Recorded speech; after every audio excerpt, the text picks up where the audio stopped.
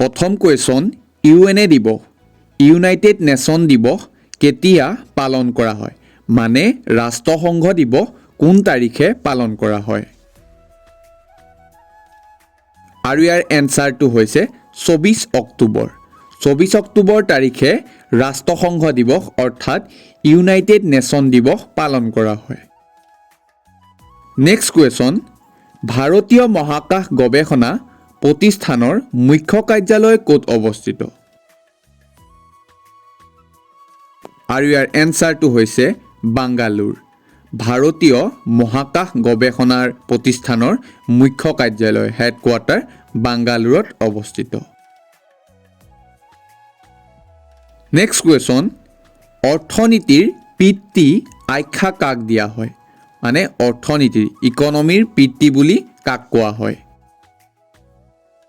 আৰু ইয়াৰ এনসাৰটো হৈছে আডাম স্মিথক ইকনমিৰ পিতৃ বুলি কোৱা হয় আৰু এটো ইম্পৰ্টেন্ট কুৱেশ্যন হয় ৰাষ্ট্ৰীয় গ্ৰাহক দিৱস কোন তাৰিখে পালন কৰা হয়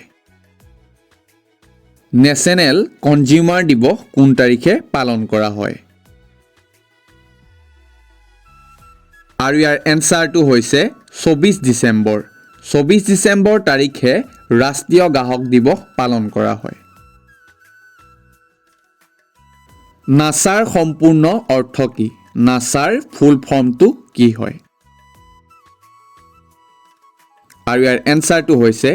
নেশ্যনেল এৰনেটিক এণ্ড স্পেচ এডমিনিষ্ট্ৰেশ্যন অৰ্থাৎ ৰাষ্ট্ৰীয় বৈমানিক আৰু মহাকাশ প্ৰাধিকৰণ নেক্সট কুৱেশ্যন আৰু এটো ইম্পৰ্টেন্ট কুৱেশ্যন হয় ভাৰত ৰত্ন লাভ কৰা প্ৰথমগৰাকী ব্যক্তি কোন ভাৰত ৰত্ন হৈছে ভাৰতৰ আটাইতকৈ ডাঙৰ যিটো সন্মান ভাৰতৰ সৰ্বশ্ৰেষ্ঠ সন্মানটো হৈছে ভাৰত ৰত্ন সো সেই ভাৰত ৰত্ন লাভ কৰা প্ৰথমগৰাকী ব্যক্তি কোন আছিল আৰু এটো মোষ্ট ইম্পৰ্টেন্ট কুৱেশ্যন হয় আৰু ইয়াৰ এনসাৰটো হৈছে চি ৰাজাগোপালাচাৰী হৈছে ভাৰত ৰত্ন লাভ কৰা প্ৰথমগৰাকী ব্যক্তি স্বাধীন ভাৰতৰ প্ৰথমগৰাকী মুখ্য ন্যায়াধীশ কোন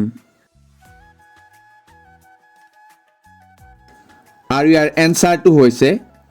এইচ জে কানিয়া হৈছে স্বাধীন ভাৰতৰ প্ৰথমগৰাকী মুখ্য ন্যায়াধীশ বগা কয়লা কি আৰু ইয়াৰ এনসাৰটো হৈছে জলবিদ্যুৎক বগা কয়লা বুলি কোৱা হয় নেক্সট কুৱেশ্যন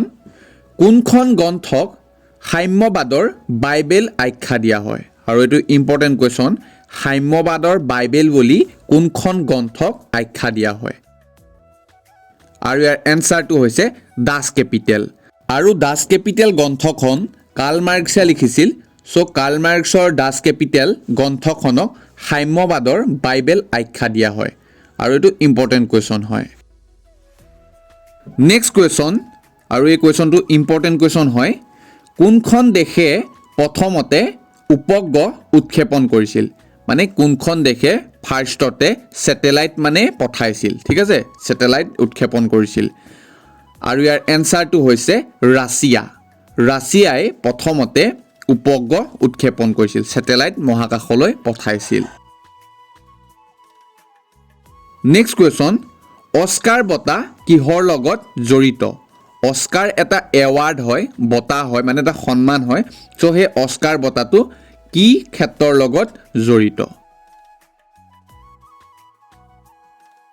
আৰু ইয়াৰ এনসাৰটো হৈছে চলচ্চিত্ৰ অস্কাৰ বঁটা ফিল্ম ইণ্ডাষ্ট্ৰীৰ লগত জড়িত আৰু এই অস্কাৰ বঁটাই হৈছে চলচ্চিত্ৰৰ জগতত আটাইতকৈ ডাঙৰ এৱাৰ্ড অৰ্থাৎ ফিল্ম ইণ্ডাষ্ট্ৰীৰ আটাইতকৈ ডাঙৰ এৱাৰ্ড নেক্সট কুৱেশ্যন ভাৰতৰ কোনখন ৰাজ্যৰ ৰাজধানী দেৰাদুন ভাৰতৰ কোনখন ৰাজ্যৰ ৰাজধানী আৰু ইয়াৰ এনসাৰটো হৈছে উত্তৰাখণ্ডৰ ৰাজধানীৰ নাম হৈছে দেৰাদুন নেক্সট কুৱেশ্যন ভাৰতৰ কোনখন নদীক বংগৰ দুখ বুলি জনা যায় আৰু ইয়াৰ এনসাৰটো হৈছে দামোদৰ নদী দামোদৰ নদীক ভাৰতৰ বংগৰ দুখ নামেৰে জনা যায়। নেক্সট কুৱেশ্যন, ভাৰতৰ কোনখন ৰাজ্যত মূলতঃ খাচী ভাষা কোৱা হয়? আৰু এইটো ইম্পৰ্টেণ্ট কুৱেশ্যন হয়। খাচী ভাষা মানে ভাৰতৰ কোনখন ৰাজ্যত কোৱা হয়, মানে মুখ্য ভাষা। আৰু ইয়াৰ এনচাৰটো হৈছে মেঘালয়। মেঘালয়ত মূলতঃ খাচী ভাষা কয়। নেক্সট কুৱেশ্যন, আৰু আজিৰ ছেশ্যনটোৰ এইটো লাষ্ট কুৱেশ্যন হয়। পৃথিৱী বিখ্যাত ভাৰতৰ ধাৰাভি দৰাচলতে কি? ধাৰাভি মানে ভাৰতৰ কি হয় সুধিছে। আৰু ইয়াৰ এনচাৰটো হৈছে মুম্বাই বস্তি অঞ্চল। ধাৰাভি হৈছে মুম্বাইৰ এটা বস্তি অঞ্চল। ঠিক আছে, কাবালী নামৰ এখন চিনেমা আছে ৰজনীকান্তৰ। চ' তাত ধাৰাভি নামৰ যিটো এটা বস্তিটোৰ নাম তাত উল্লেখ কৰিছে। ঠিক আছে, তো ধাৰাভি হৈছে পৃথিৱীৰ বিখ্যাত এটা বস্তি অঞ্চল যিটো ভাৰতত অৱস্থিত। যদি তোমালোকৰ ভিডিঅ'টো চাই ভাল লাগিলে তেনেহ'লে শ্বেয়াৰ কৰিবা। চ' আজিলৈ বাই, জয় অসম।